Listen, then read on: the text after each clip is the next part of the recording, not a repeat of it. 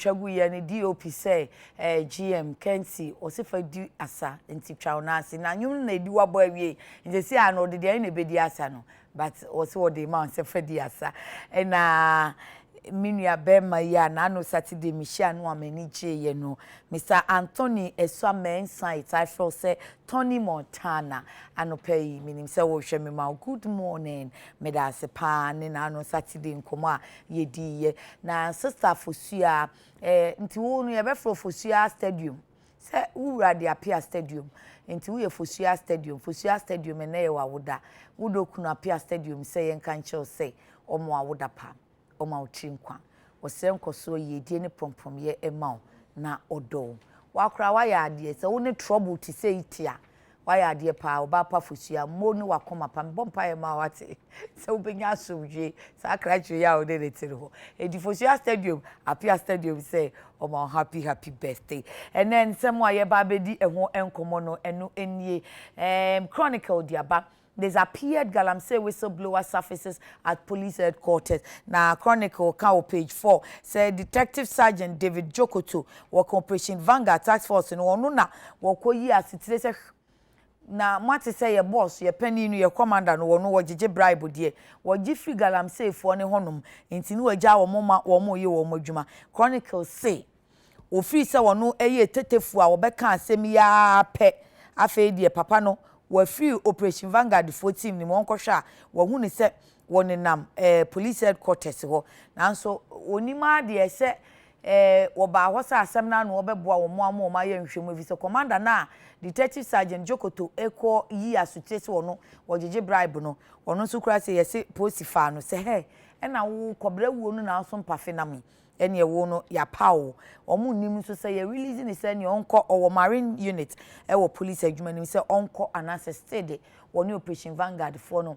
ena eye adwuma ena wotese ani owura John Gina poya pekuso gumra hyebedwane edi nkomo say nra yesi adwuma ku efra won say Platinum Properties or Musi Hotel friend say Pullman wo enkan say wo mu pe tax waiver na wonum epe no ena wo mu de call parliament no ena wonu owura bugina pono ase dabi wonu se adwumako ni nu se ma wo mu sa tax waiver no $23 million tax waiver ena company na epe de enti o se wo mu nu no se e wo se ye adwumako a wonum de FDI foreign direct investment ba na che se wo de sika bi fia brochire ba o de frama no ne ba be hye wo man Ghana mu ya ebe pija wo man nu sika sem na sa adwumako yi wo ma anya bibia asa na wo san kan se no krakra ni se Ghana infrastructure GI for ekra so na siasia mani sika ni bi na de wono wo sia gibie no wo mo sia mani tax waiver sesen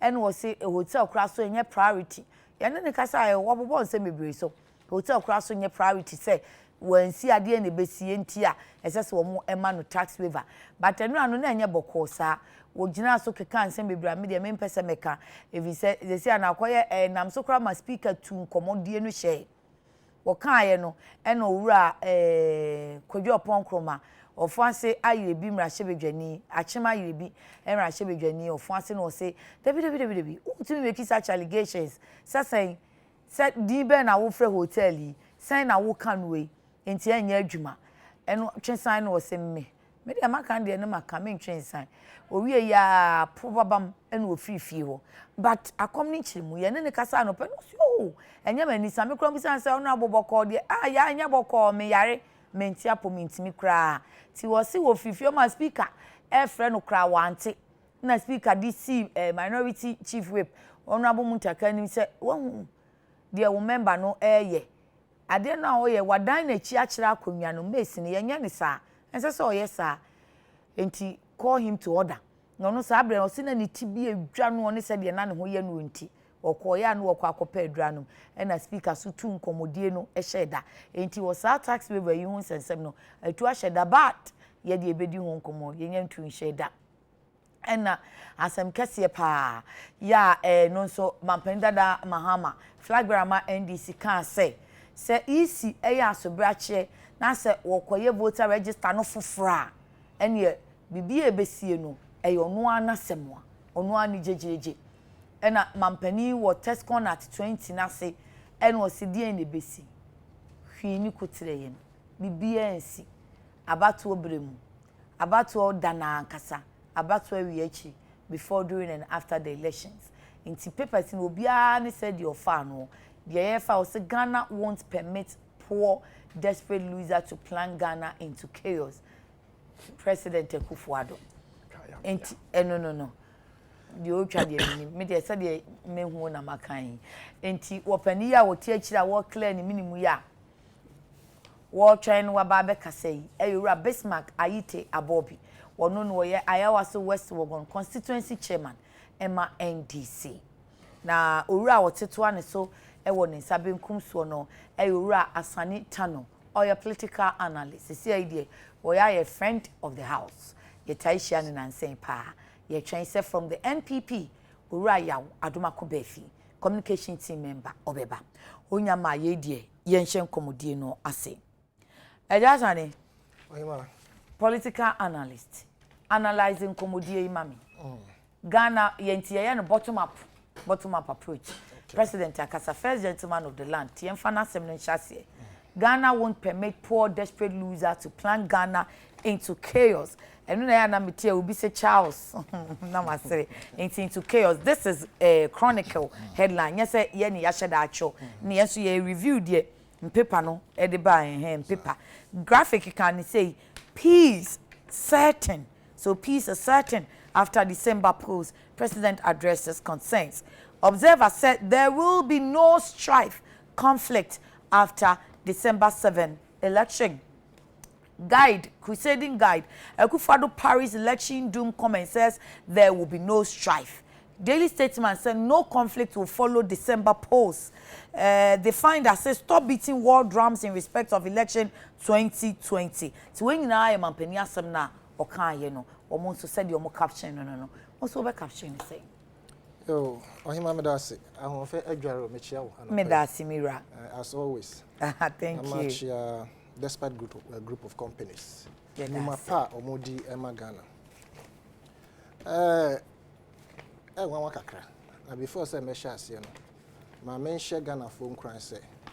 Elections ahoro ayakom nyina no. Nyame adom. Ye hu say sakasaka bia ebroso. Ana basabaso ye bia ebroso pa asi. Ebema yedi yani atoto ana say yedi aye yardstick aka say election 2020 ye komu. Ya hwe ne yi a ntokwa ana say basabasa besi. Empire Ghana. Na se ntokwa besi a efi sa amanyako mienu mu na ebeba omo kutu pan bi omo be hye ye frene sen emabru ena bi abema sakasaka yo aba na nyame nchade amanyakuofo nankasa a ebi free NPP ni ebi free NDC omo de abeto dwama yate asese including the vice president His Excellency Dr. Muhammad Bawumia abeka se ema obabru bia entra ho ma politician emedadaw enhye okutupa se kokontokwa enti for me no a sign of relief say your vice president onankasa aba out abeka bibia etisi yewura opinion na we zongo minister the first one yewura Boniface Abubakar and also the betudwa won nsem bi mu na all come say no he has never been in opposition na say ono ne party be opposition because ni nua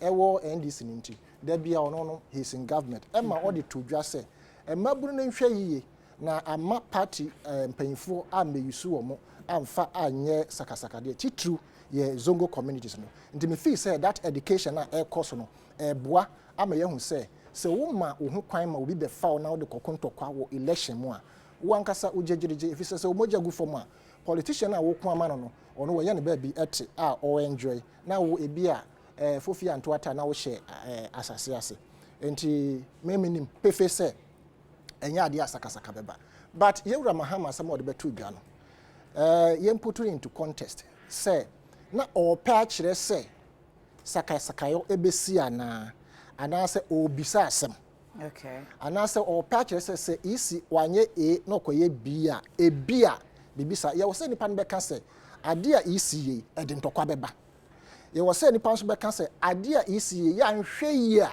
ede ntokwa beba se nipa nka se yanhwe yi a edi ntokwa de ba na o pa kire se yentra se ne yembobo ho se de be ya no mai o kan ho asem se yanhwe yi edi ntokwa be ba na yentra se na ya address na ye make sure se Ghana ebe fa into my preference in terms of electoral processes are emfa ntokwa emba na so kind of the other way round ya ene na ye assemble ne po na wo ti ase sen because ye ti ase say I ti say woni obi kan asem ade a wo ye gya yenye ade a wo ye gya yo say ye kana say wenti a asem si a wa wo jejeje in that context you know is it not a statement and one make is it a question or it's like a caution statement? It's a caution. A caution. A caution. Oh, I'd say all country will be said. I was to be to you to say as I'm okay. Obi the boy say you can't went here. Dabi na. Obi. Yeah. Inti that type of ko se ura ya wadoma ko ba fia ba nti ma yenye ne nche na fe ye hu se full house. Eja akwa aba. Ya me joso. Ade na wo koyin. O se na me koyin. Ah wa fa ho seteten. Say na ni da urade aye. Nti esese ye nije. Enije. No man pani papa nso di anim a wotu anamon. Nti o se ani timi je. Eho de ye odi amawie.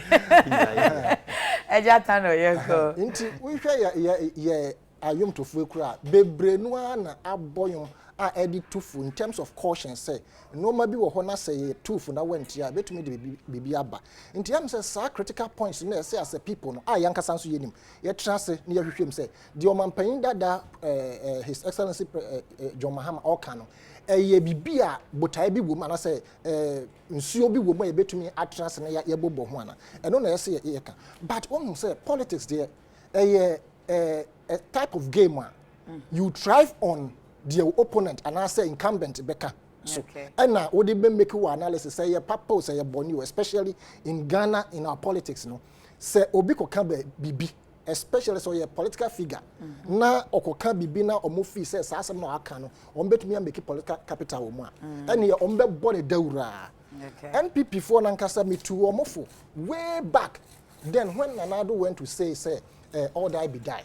Na omoko omo primaries na yewura lanchamatin ene Nanado estande na omumu achem you no na ye won krofo omo wo alankash sane wo de omo wo Nanado side ye ko studio omo nsem na omo ka fa Nanado ho no it was shocking won drink purpose omo ka sa party no the way omo gu na nimu ase na me ka sure say ade a mo ye promote papa na rather because one will say he has never come out to say how that be died. Even he has never explained the context. Yeah. You think that you are doing something, but this man one day will become a president. And I'm saying, say, Yantiha, and your friend is saying, John Ajukunku Kofo, or Moka say, or you didn't too much, no, no beer, obey to me a deep party, and dear you rollers everywhere.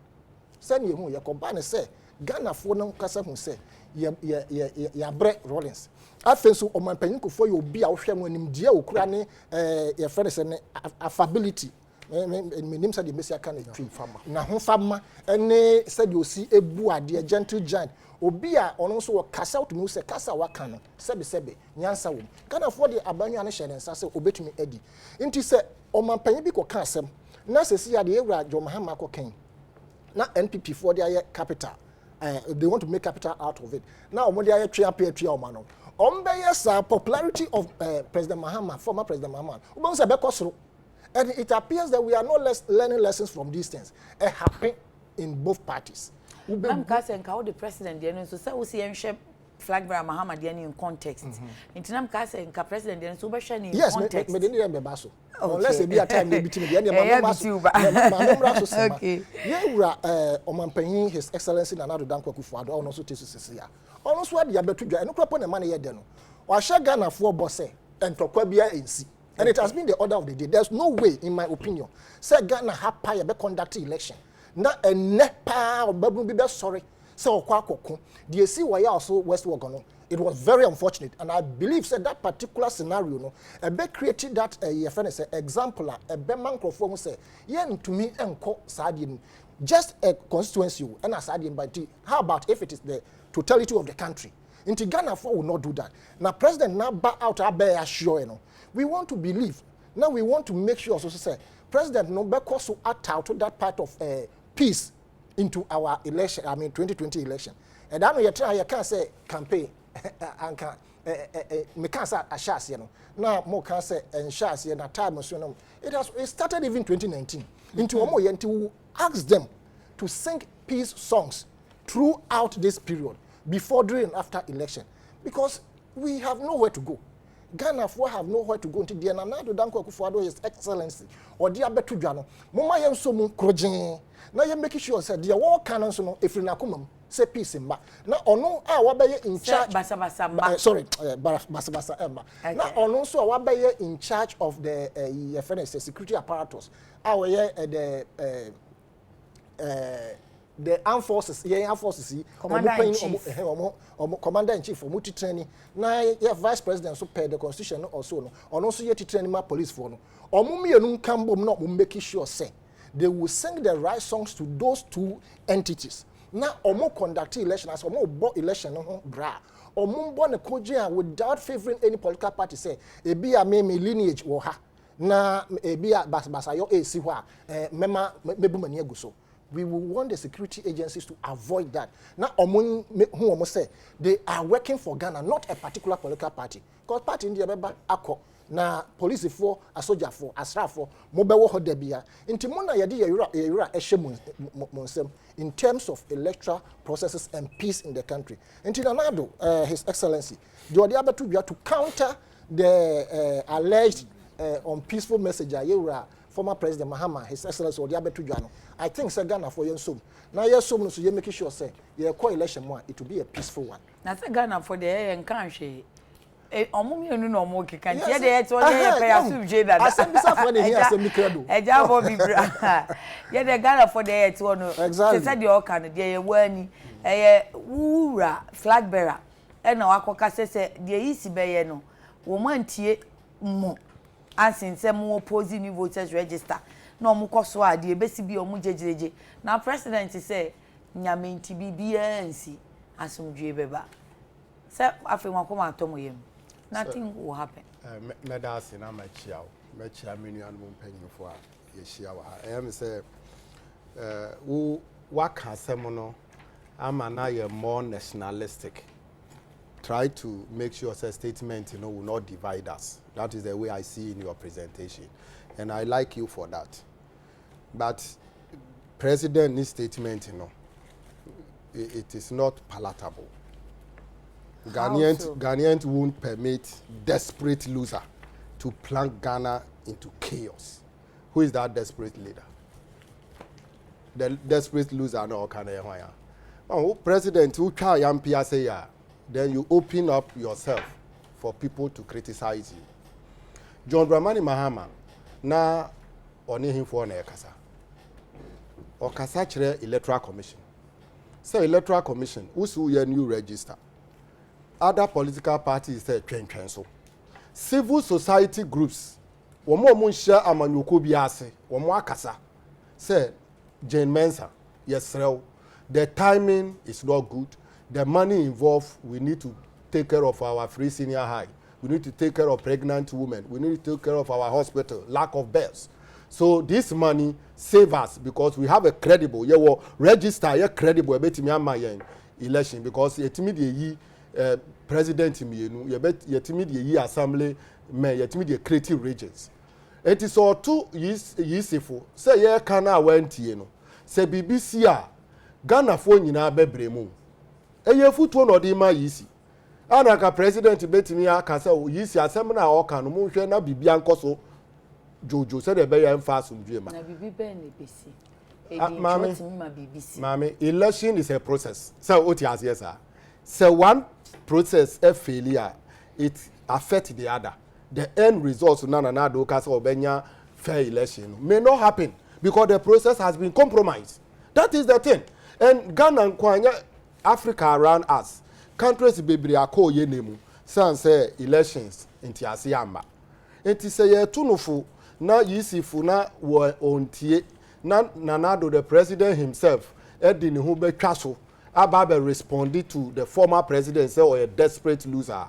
Then Obisu Beka say ono so or a desperate leader seeking for re-election. Enti no yes statement. Odi ne ho betwa so ne say or first gentleman of the why say ja asamo koso. First gentleman. What say obi aka bibi asama wo kan ebia said ye hwehwe ya asumdwe ni asetem no enye maye ye pobi o asumdwe wo ma yi mu a untimi nyi John Dramani Mahama afiri nanado emre bi atwa wa keka nsem bebre o keka nsem bebre all die be da ni ade but Ghana fo ato aba ama no enti opa je so no oye crongy ana oye angel ana ye pobi o asumdwe wo ma yi mu a John Dramani Mahama untimi mfa na ye to abawie ye de na nsi wo ma we hu de si ye de na o kan ye o si Ghana fo akasa yeni ayesi bibi koso ye hwehwem o si no party for monto mo na kade no be kan say election na yakọ na results you just sit in your chair as a journalist so you don't know what goes into election obi lose election you don't know what goes into election mo ye niam wo dem mo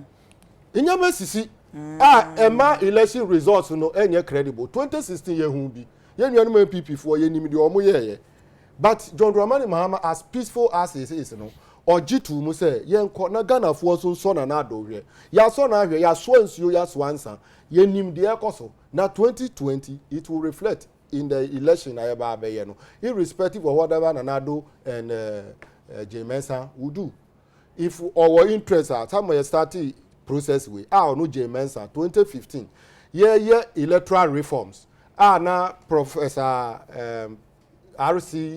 VCRC crab edano hwe ye di civil society group akoku omu shaban afa CDD aye Institute of Economic Affairs na Jemensa dano ye man akwanya ma orepo ye to discuss the process Professor Jampo and representing IE and sign here on behalf of IE and there na sia ene civil society group imani CDD numo Ghana Integrity Initiative for pursue say let them be mamunya part of the process because previously they were part womunim the course Jemensa so on civil society groups enye ejuma na IPAC no kura no wo mu take decision opa na offer ya homaso Professor Dr. Your friend is saying Dr. Ferrijan wanya sabi emre bi atwam kura na MPP fo na oni ho ntini ye bo ni dimpa na se omo wo ho no mu a ye be so pa omo sa chairperson no otwe ni wan na we dia ye pa mame enti no wo so sesi ya no so ehu be na wo fa wo anye ya omo na motu no ebi bua ye ma democracy e ko nanim enti se wo ba na obeyi civil society groups to nche se omo hu hia na political parties go omo take decision o pa na wo fa e ya ahomaso ahomaso ne say nti chinchin achen o say ofa obi ani ni leadership style na na obi a on pese obaji obi adwen no wate advisory committee eminent advisory committee ono ka kire o say omo advising na opa na offer without anything if obi state the obvious enti ti omudi no advisory committee say wutu obi fo aye dada sitting na mutu obi fo e ye nhye se nipa no offer under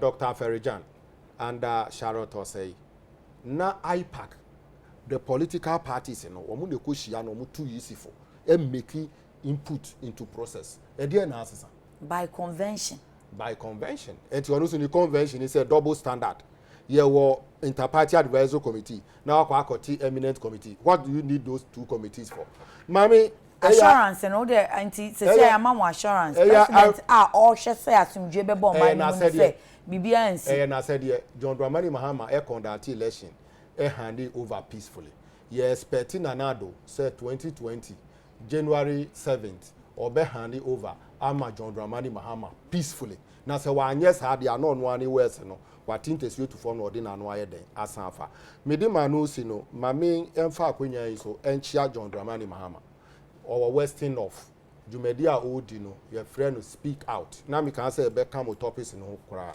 san say e bin see that say president say or call ne manfo na so na wakotie wo mo how no wo problem say flag bearer yes flag bearer e bin see that the ho ni say mami ye man e bin see that president late president Mills why near door to door the difference between the difference between the ono ye no anyway na me ba be catch to tia e beboa door to door is different from obi obeka say me manifesto should be bottom top approach owie ye so no the onya ye from all of us from various regions you know or no any stakeholders akokasa no waji wo mu input to confirm or validate the information amount for the abrenu from each region. You know, see that. Ain't no baby owo bia mechiano. Minim say nyame ya adomo a.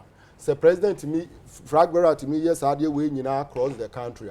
Obeti Ghana for asi na 2020 ye to abana owini a obetimi asom wo mo ye. Mefa akwenya so I encourage all our constituency leaders may care about our parliamentary candidates. Said you did kind on yes you anamo. John Dramani Mahama has set the tone. Within their constituency, there are stakeholders that we need to get in touch with. So aspirant MPs and the constituency must also get to closer to the people that matters in the constituency to know the challenges and how when we take over we'll be able to resolve them to push and can we the so quickly mami we say na we nkonam western north na ne running mate so enam a year western asanka e bebo anu da be na running mate ne beba running mate nyame ya adomo a March ebeba oh okay enya ade a enu be March ya okay ebeba ade a e wo say yeye but e wo say tutu ya na mo bi ye esisi ye answer na advice running mate ne ba March na manifesto na bada be oh manifesto they mean because ni runs are all you know he is validating some of the programs and activities you know we are manifesto enu ma ni yehu MPP the manifesto by 3 months to the election aduma ko ba fi emra won pani yesi bibi ankoka papa anye grade sa na opeso kire se kukuru jaya kika be jai enti se mampani ene isi ehwema bibi aye kama omo so de omo kan aye no enkoye yi bia Obahima me das emsafia hyase ne de kan ya maba UTV so oh ene afishia pa mama nyina afidie so na me magana fo a mo hwe ye ne atiefo nyina afishia pa na ye nkoso nsiro nyame asomdie mfa ma oman no na ye nkoso enka biu se oman Ghana ye nyankopon oman e ya tiasefo oman e ya wufo oman na nanom yi apaya omu yi apaya ma oman no Christopher e free or the same mem ne dan ne kwasi ada ye kwasore bompa ye ma oman no ye nuanom nkramofo nso so kofia dom bompa ye ma oman no eni ti nipa bibre bia ne botaye ene se oman no de sebe ebegu egudie yenko nhira hia ebusiefo nyame nti oman no betranse e wonkonim diem abinia nsem ni bu ho adma yesere 2016 na danko akufo ado sabre onam western region kro ya president mama namwe ni a president mama kan se ne de na akufo ado o pachew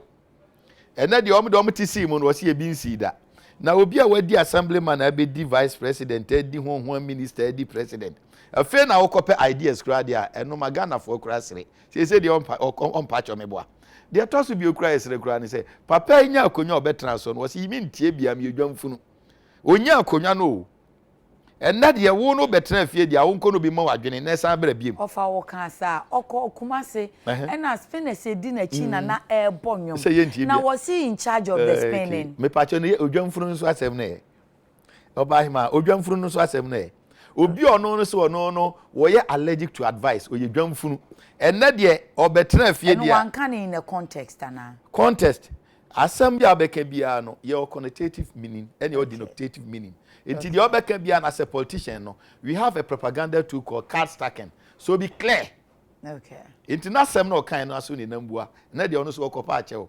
ejametifo de atosumienu menua ya sem okan yi so hwe se de opani na sem okan ya kama ba menua yi ohya no okasa yi ba osa be kan si so say this is na kufu ado the work and all handing over Pama John Dramani Mama as small kind you have taken a trend position all handing over Pama John Dramani Mama and na be peaceful or say January 2021 or January 7 or be handing over peacefully e dia John Dramani Mama is that not so was it also year 2016 handing over January 2017 Eddie man and ado ti say yes ye wini a that is the democracy o se no mate so the yanso bam dia but definitely we are winning and he's going to hand over to us but election na mo kwenti na si ehu no election na mo and then you make a definite idea say you are winning I'm vindicated we are winning o de mamenkasa of course and this nika so winning e nwanwa o da for my yebo no cross na apo no achia na no ba ko da apo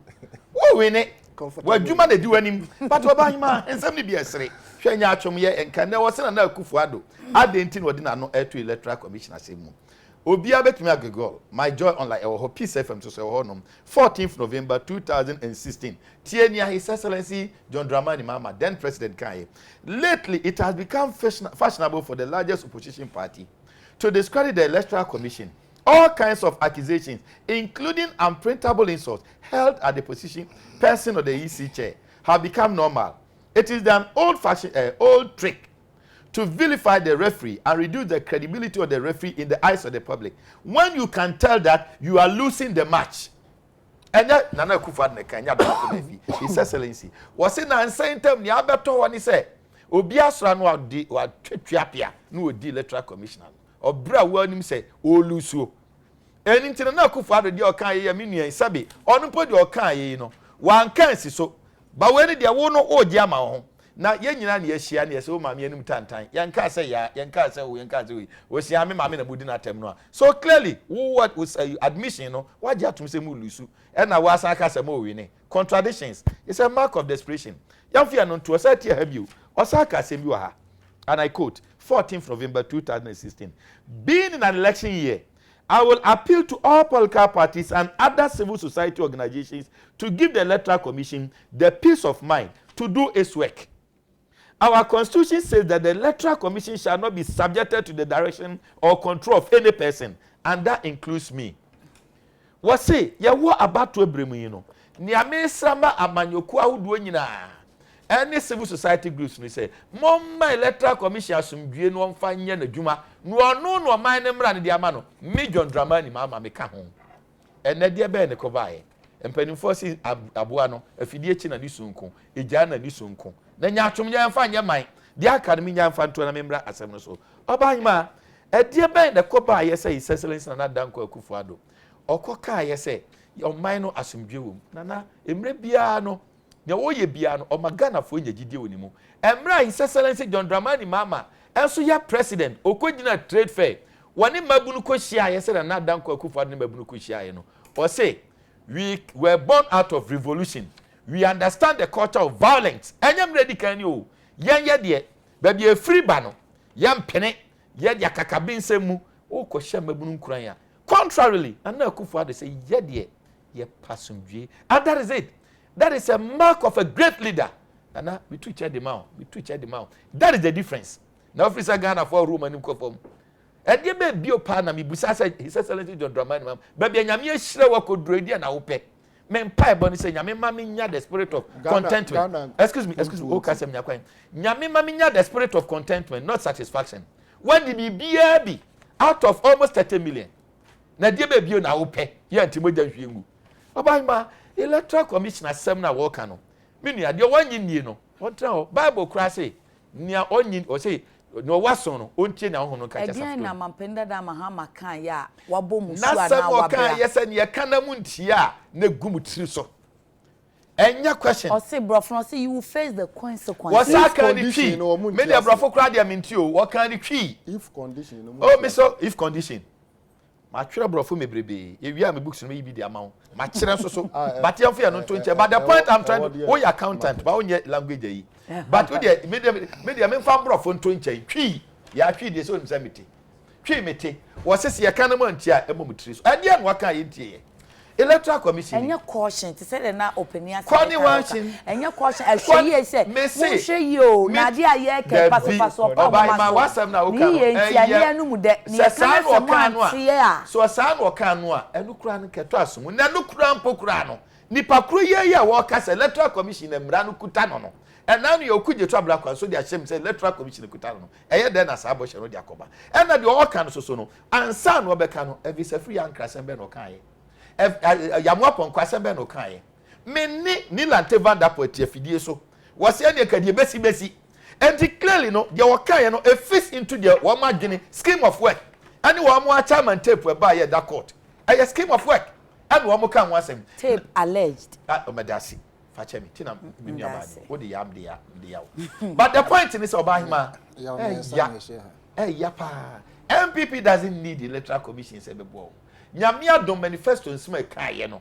E na nya hwekura ka ne abobi ye kwa na tade apopo na mde apopo na na president na ko responde was asem no say asem no former president Mahama me da say chairman Bobby me da say asem no former president Mahama or address it to EC Adekye na mampani na eyi ano oban man na me ko tu di kire wo no Adekye in the electoral commission president Mahama on their 3 occasions opening traffic mass eduamfo e wo mo se o man mra na ye di ama electoral commission na so overall ayi ni nyina no otimi kase ye hwe masomdwe mra na sabe so de oni ni si akan ko gina ba bi in communication no your positive appeal and your negative appeal asem no no kan ye now is so immersed in negative he say de besie ni no na Akufo-Addo in a positive way obi also no a even psychologists will tell you so obi o negative no don't associate with the person and of course Yura Mama is deepening how do you call it losing trend you know he's deepening it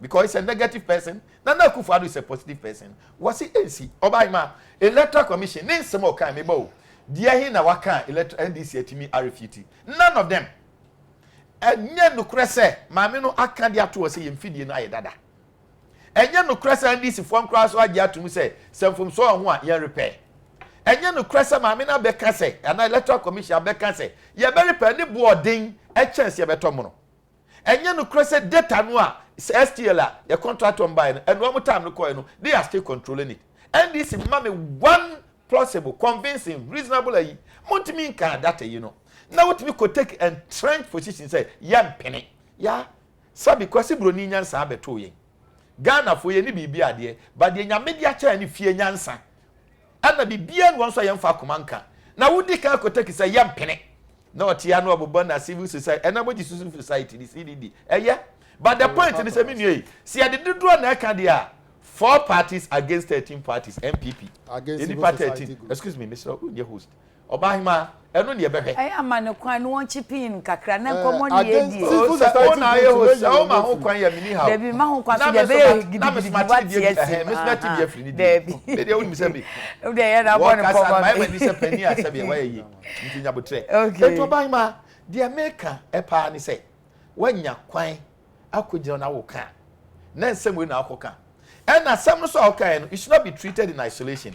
President Mama Esako voter region no Osaka said we were born out of revolution so we understand the culture of silent violence 2 times and wasad we yakoshemu enti se kronfo ka che so atade ade be chine di ho no mu a Obahima ti saying in any case Sumaya this for mu nyina Obahima sa asemi chairman me da wase sa asemi no ti said there no so can there was a time this all die until say before 2016 election president last interview amikra meeting on chairman general ya or clarify you know Edan Crawford team he said it and is it not that during political season like analysts ne kan you know politicians no you capitalize on the situation and the environment no more make statements why would we capitalize on that so, oh unti opeso ye basa basa yes de pa yensua de bone na nado danko Akufo-Addo asem okokan ye no eye okan nipa be na no onu omohia asem be ne siye election ho asem ye analyze ne yenhwe de tosum ye no wo de offense bi ni ko de okan ye no otimi de we ne ya na it is a sand de kan de a ene de ono so akan no sand ono so the same fate ena is awaiting him say san okan ye de a na Akufo-Addo asem okan ye no empokra no achi no after 2016 election no 2012 election no we say somewhere 2014 oba ya obe declare so be ko bio no na Akufo-Addo kan say ensem bi wo ho ma minya kwan say meka kame nka biem opani no na mpaja mu ma it is excellence da be what there 3 times ono no de dua time we adamant utunu forward tie na Akufo-Addo trust kan say minya kwan ya ensem bu an kame nka biem no o kan asasem no so o kan ye wan kan ye no o we ni aba no thank you and it is a sabra kro na da ho dia ene oyiwa jolati Yo, me da say. My Essential Chronicle the Bokrata na enran so enso abapa. Minority with just $23 million tax waiver for private hotel in Airport City. Na ni nyina ne say yes hotel yi wo se ohia waiver. Ena owura jonjina poya pekuso gumrache bedwani se debi enya de a ye de be ma no fi so qualify enya de odi FDI eba project yi kra nso no Ghana kra wo mu bia ye be so na sen a ye boa no osikasem kwan so enti why the tax waiver but ense bebre ku course wo fie ho no ma wi ase no Emma speaker kra action sa asem ne ho nkomo ni nyina asensen evi se owura gina pono ka wie ye na na ofirifi ho anope wa kire mu de wo se na ne ho mfa no ti no okope kode biare. Oh yes, that's what he said. No okope kode biare.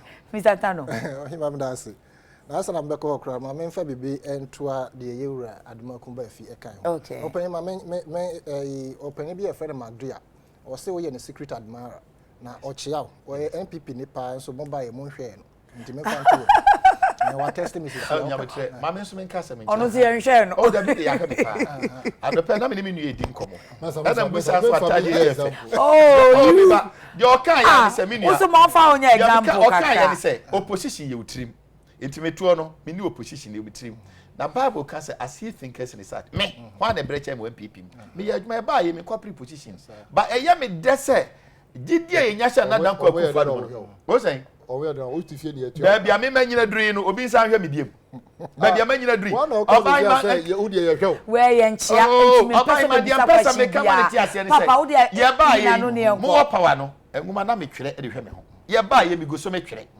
o ti ase ade wo power ye wo na wo kura wo hia bi kura wo bro fu ise de city o hia me da se jata no ye nkoso we ye nchia ntimi mpase bia me kan we ntimi be koso no na me pa kire amanyoko mienu ise Ghana for so we share elections ya komu na enye de o be kan fa candidate ho ana incumbent flag bearer ho e na be ma ya to ama no okay o pani bi wo man mu a o journalist o de nsemi be to dwa na egu o man pani na na do ho fi serious one ye kura mu sa enne ekosi ne sen o de be to dwa anka me pese me repeat say sebe ye president any repeat me ma ho na o musa e de ba say nkrofo o mo na party mu na nka say o mo ka say wo to abama president Akufo-Addo what then candidate and I mean chaos beba o man mu ekoba ne say Ghana for ye the border rosa but at the end of the day no, he was voted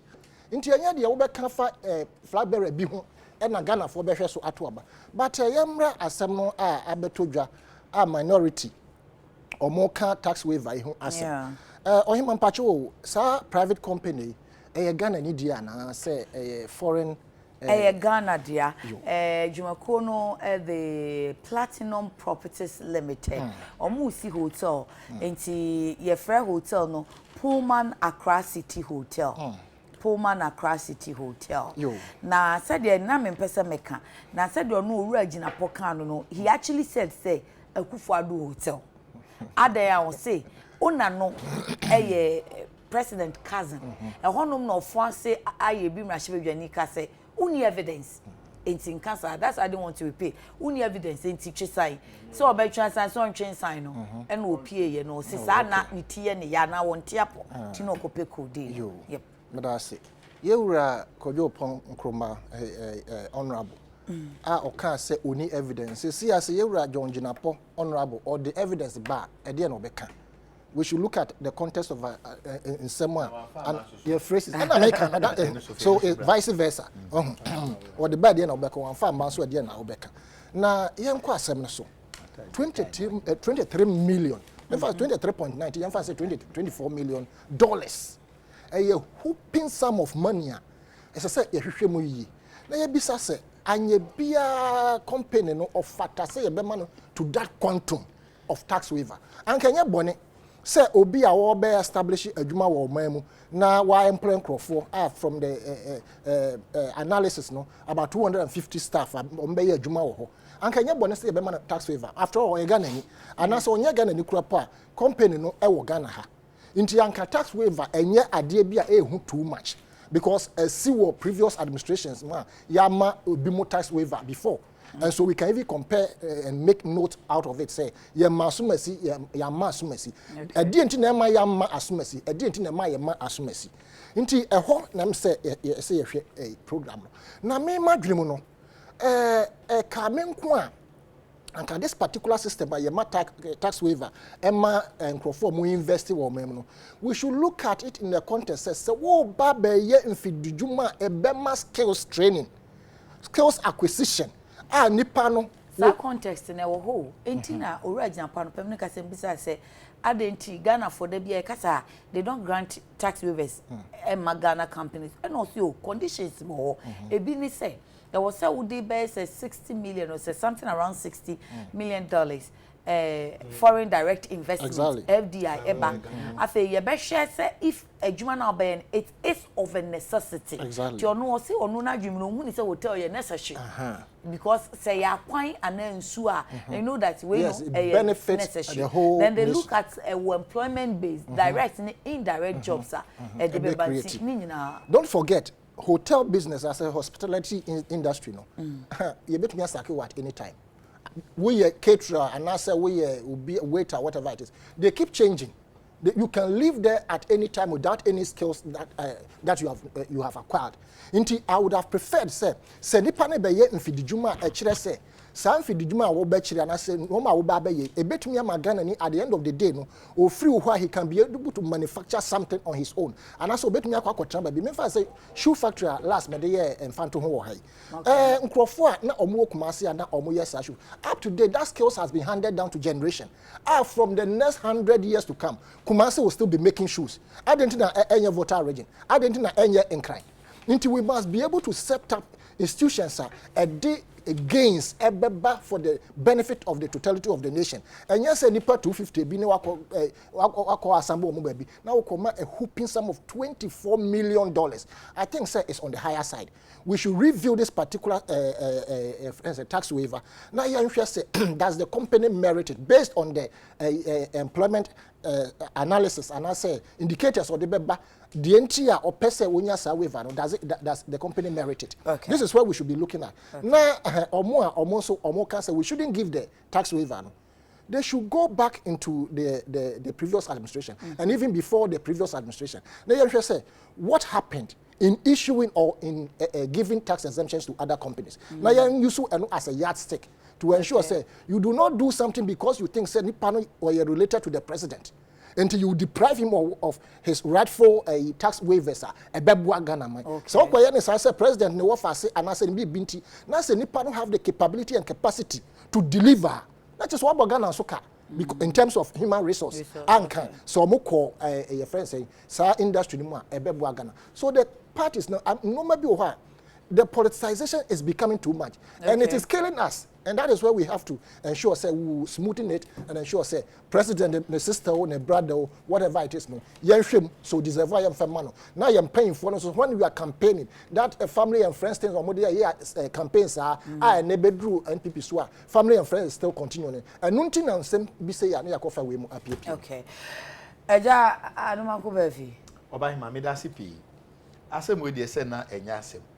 Na de jonjina po bie na no de kai no eno no a kire de odwane be bi otete se nipa no de di kan oye na na Akufo-Addo cousin ti on qualify se de me nua e wo kan yana ba ye si achechide se se yedi mafa enko ne fa kan ni se wonim Elembele MP Boa former energy minister former energy minister Meboana and yes I know dear Nimia a friend of Frank Boa or hotels best 5 Takoradi Western region or man hoping sum of $50 million tax waiver where you are now I'm telling you UTV there's one particular company and then DC Ewotema we refi next week meba bebremo one man hoping sum of 800 million no more deserve it omo qualify obahima eno ni asem no obusa adwonjina po say o qualify ono no the France Benedict France Boadie no e hotel sa ena we say hotel say asam no kura de ma ne yesere na ya omo pere omo ka asem na kogu omo ni masene say asase ni mpa papa ni nya no airport no oto na NDC time NDC time no de nkrata nso kogu onu mo SSA ni say ya mo gitu mu so qualify o nkrata be for waiver no for everything. And intino, Sana Mwagini Yinani say, Papa no, or related and Akufo-Addo dra. Sana Mopaka. Obahima Sana Mopaka. Nasusram passa yeka, Papa no mo kana semino. Ofri mi chroma score. Nana Akufo-Addo free, HB. Mi frasantia score. And into him fan no free. Yeah, the cousin. No crese on Ghana infrastructure for na eka buma ya. Omonso kradi sikabe rasa hotel yi movie. Also on the Ghana infrastructure for. Yes, Ghana infrastructure for. Enti yen kra no ye de capital ebehye bi. Enti in that case enya ade a Pullman for no e na story no kra no e free amano ne abegwa na story na hyase. But I can tell you said you okay it sounds too Greek. They know that that if you when that time we did the entire report anka. Krate kutami.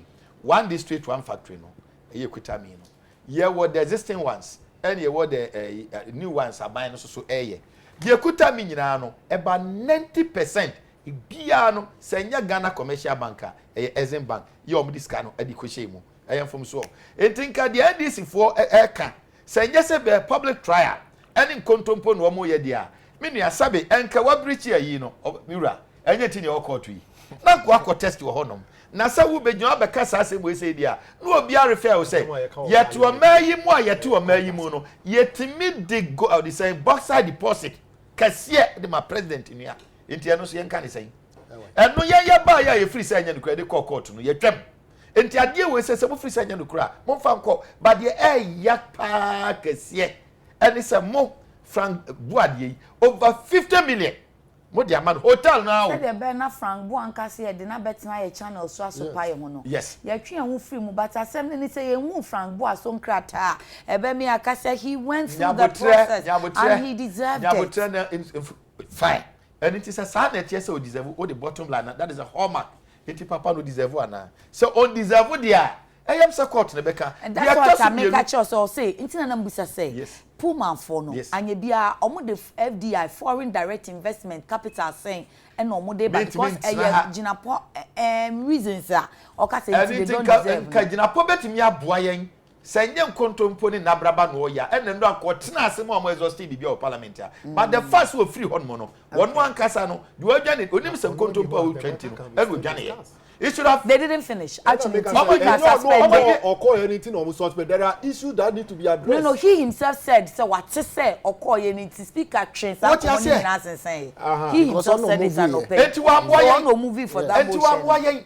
Dear Tosubi only said, share MPP, ye two no, ya sansa, ye fadi de chile. Young Percy Befa contrast in Tino, at the end of the finance committee anymore.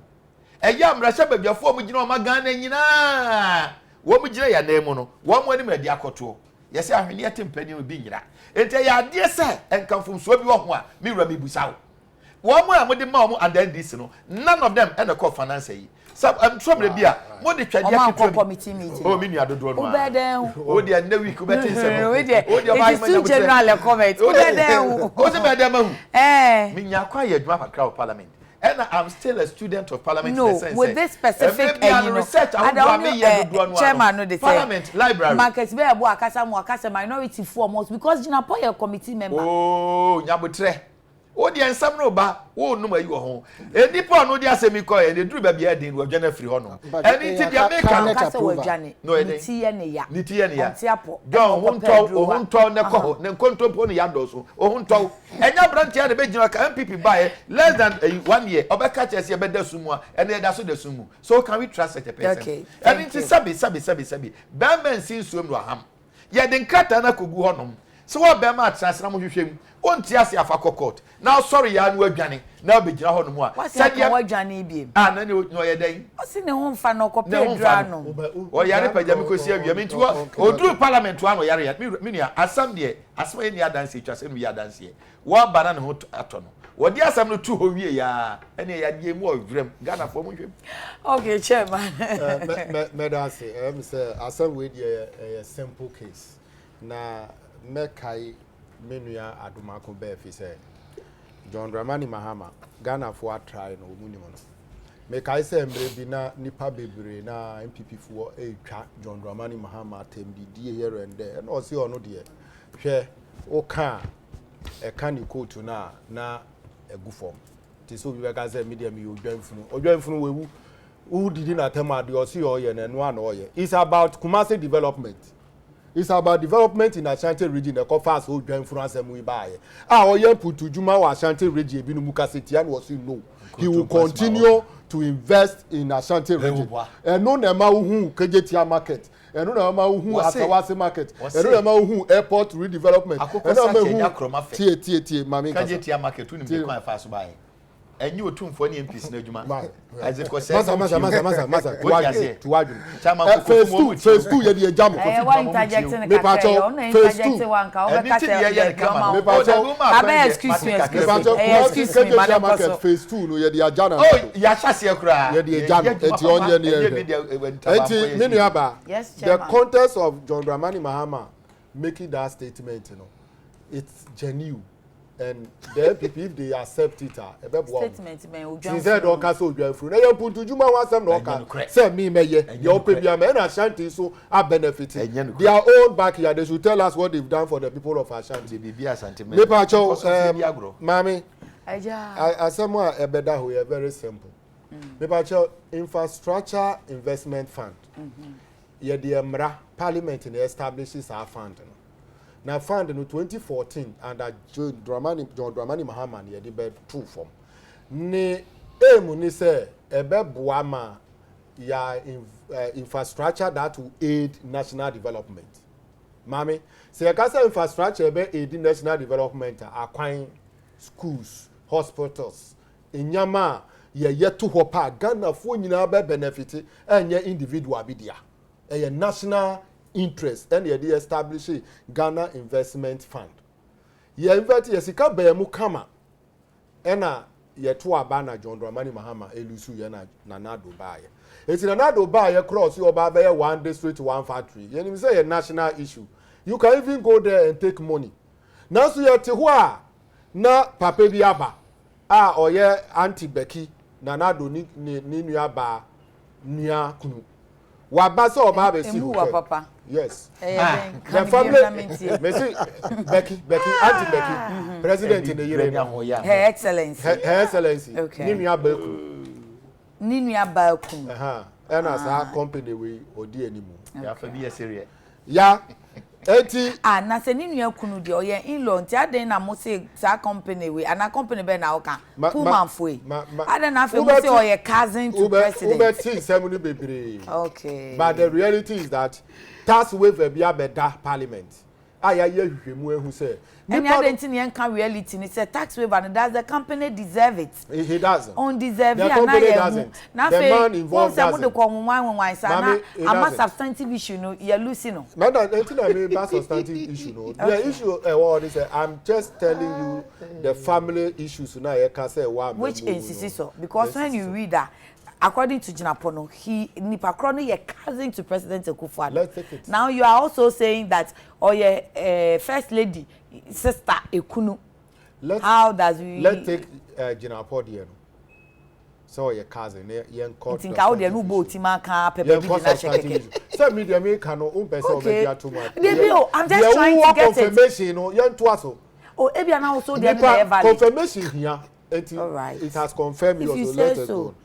Enti Papa Ibabesi Hotel Ghana Infrastructure Investment Fund Ghana for nyina yesika e wo se yedi yempuntu juma echirima be benefit na do aban yi e discuss ka no akoma individual here ye ka foreign direct investment and nobody we focus on abrofo a wo mu do wo musika e ba o ma yi mu. Let us assume say Papa yi owo abrofo partners bi e wo abrochi na wo musu do wo musika be support no.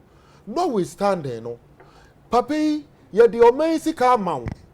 Ghana, ye taxpayers' money, ye the amount say for private, and your state hotel, and your state Ghana hotel, and your platinum hotel or individual there. Now what time or money, your taxpayers' money, would your man? Would your money we are?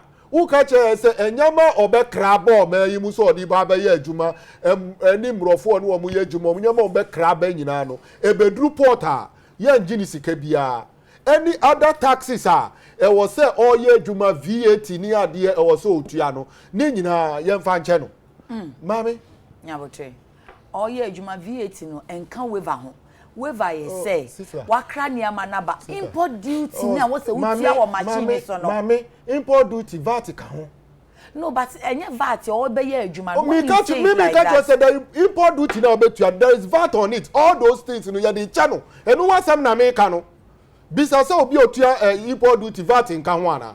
VAT ka ho ni nyina ya the channel. That is the reality. Na uka ni nyina abomu a maame meet you.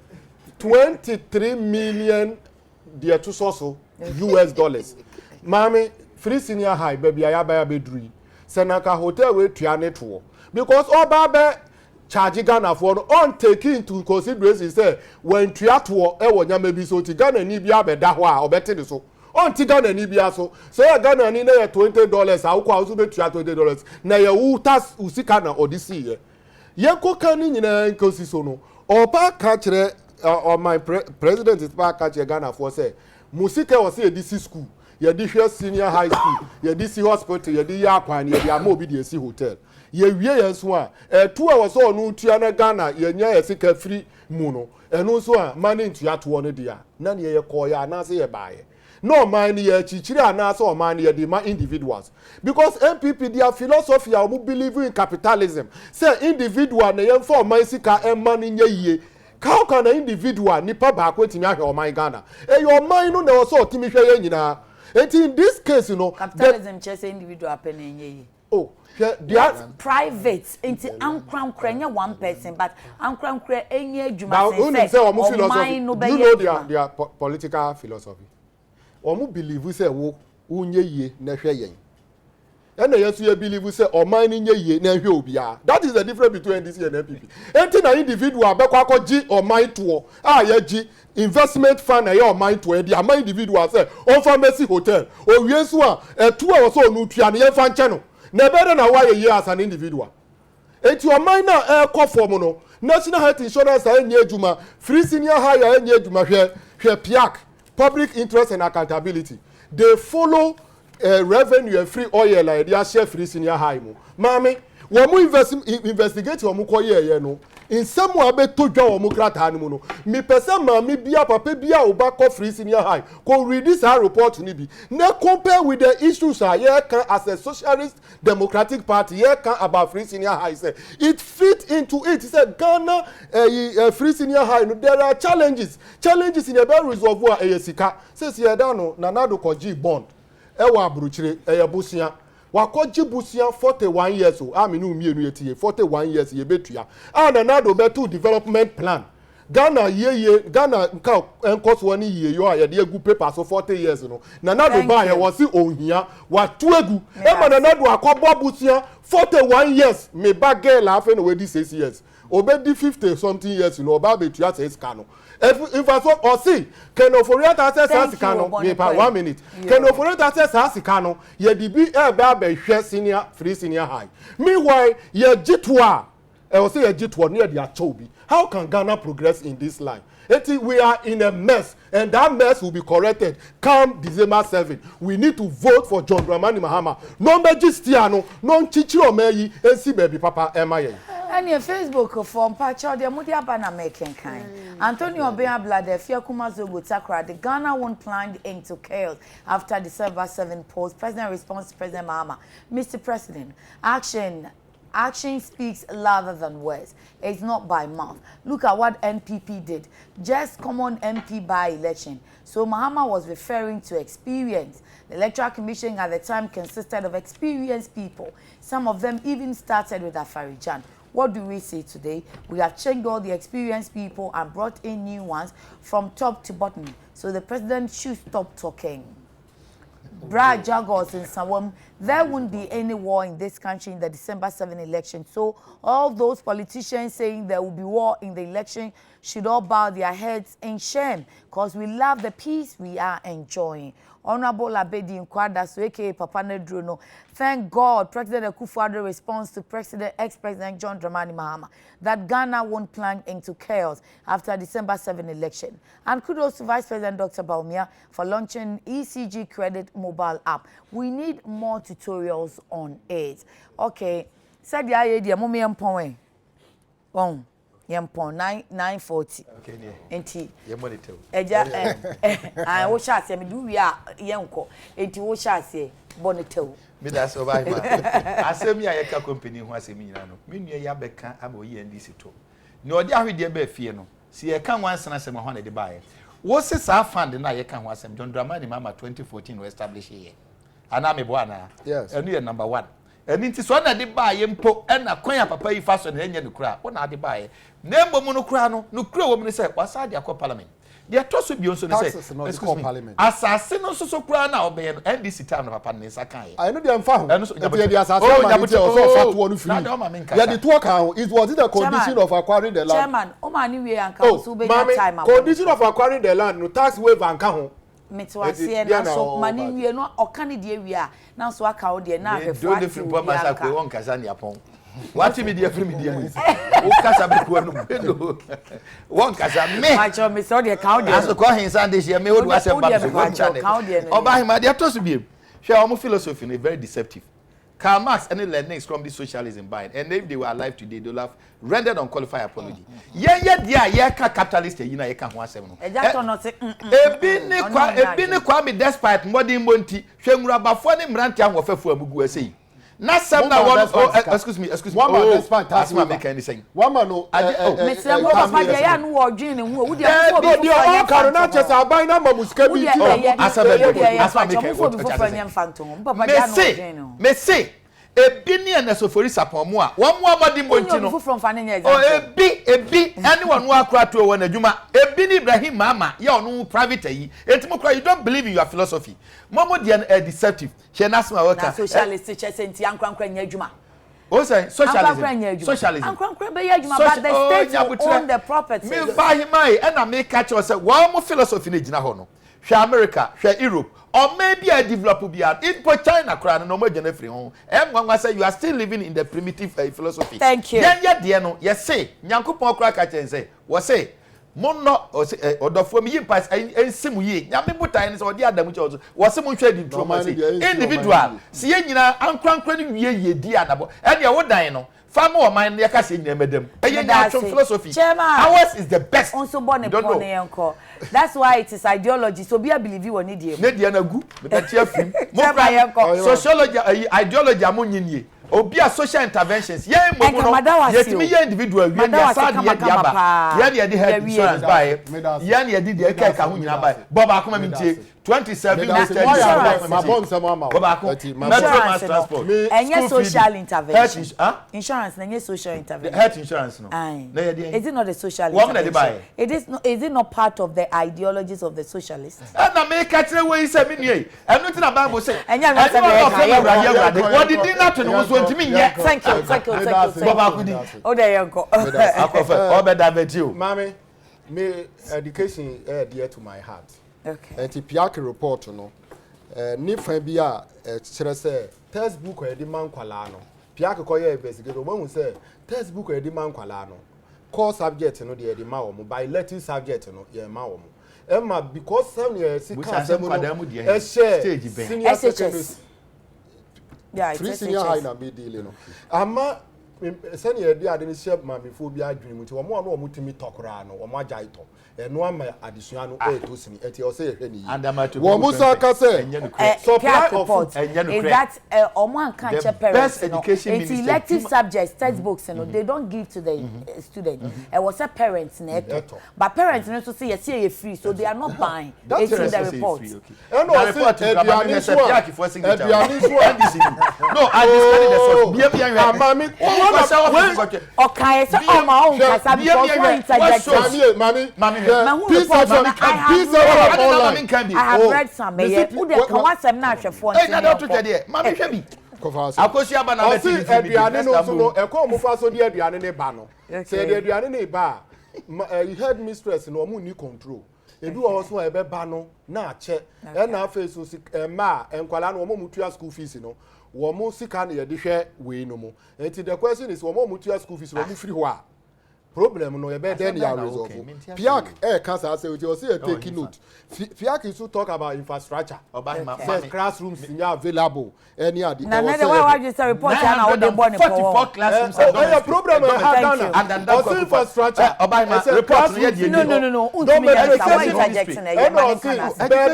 no bed bags here can one seven almost so close you know stay cost FSHS and din so close by no nipa the population no adults no na baby population no doors no so na bed bag so problem na want to resolve na wa Ghana for your taxpayers all the yes can now the corner number of tests now report to them and dedication so what say yatimika number of ma report we no ehu hia ye maame no party ya so mami swa thank come you education Pacho Nsroma ejata no so on money dey ejata no boni ko chairman me da say me ni aka say man I shake me pa dey here on mind biara na say government biara obe neglect social principle I say the philosophy of socialism on man en koso da or maybe as obe neglect capitalism nyabotre the obey invest in capitalism no e ma o man bofo in America bofom America in Europe bofom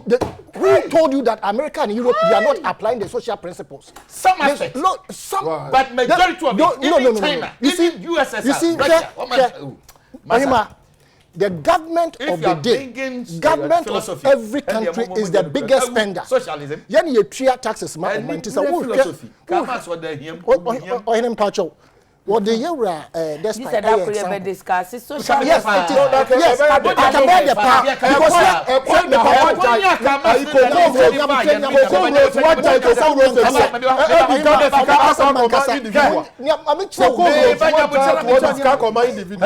Coco Rose, what giant what can say? Now, what is it?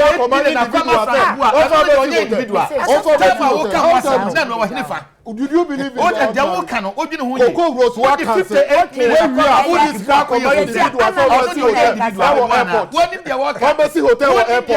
Now Coco Rose. Are you thank you. For the Coco Rose by. Ya cancel. Thank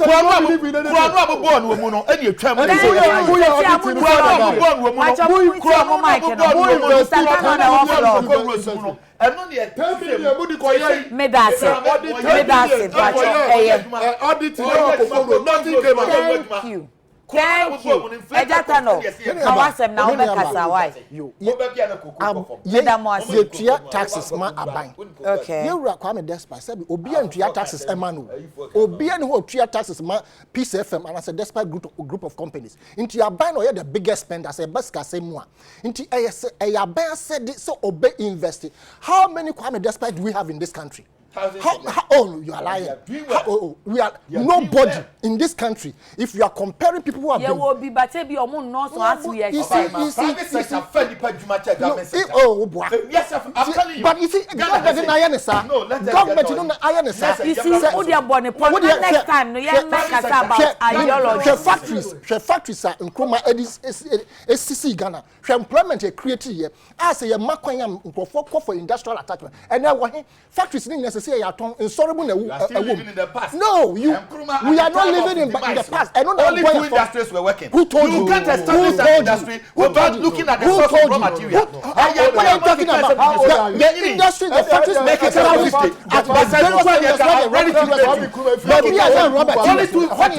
only two factories. Mention the factories. Who told you? But the factories were established. That was the factories were established socialism. We are talking about socialism. We are talking about capitalism. There be a problem because he said that socialism is not good entirely. No, I will not say entirely. You cannot take it out. Obama, I know the Americans. I'm sorry. But the American socialism and capitalism is ruling. But socialism and North Korea. North Korea was socialism.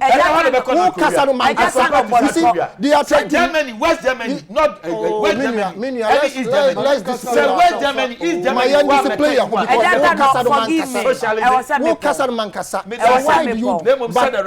I'm saying this by saying socialism is the best principle to rule a country. Socialism, you are cowering people.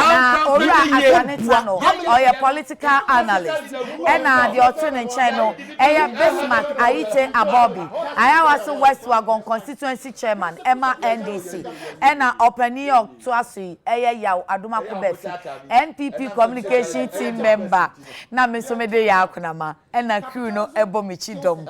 And Tia de Musiha, Yamea Dumochina, Adekye Showa Besiaba, said your Maya was said that ye punim pupa on ideology. Into Yakram.